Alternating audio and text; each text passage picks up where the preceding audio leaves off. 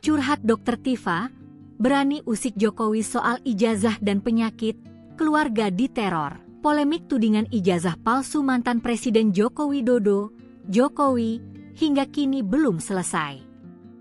Padahal, Bareskrim Polri sudah menyatakan bahwa ijazah Jokowi asli alias identik dengan milik rekannya seangkatan di Universitas Gadjah Mada, UGM. Beberapa pihak masih saja mempermasalahkan ijazah Jokowi, bahkan melebar sampai ke skripsi dan lokasi kuliah kerja nyata, KKN. Satu di antaranya adalah Dokter Tifa yang masih berkoar ijazah Jokowi tidak asli melalui sosial medianya.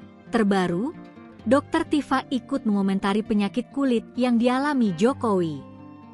Karena sering membahas tentang Jokowi, Dokter Tifa ternyata merasa hidupnya tidak tenang.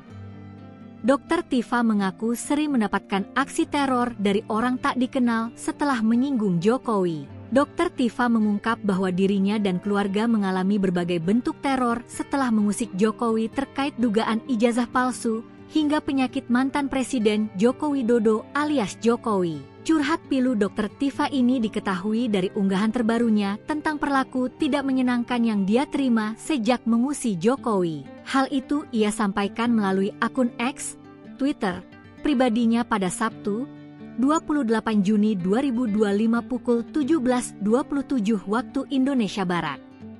Dalam cuitannya, Dokter Tifa menyebut bahwa anak-anaknya kini menjadi korban teror, termasuk intimidasi langsung hingga doxing atau penyebaran data pribadi di media sosial.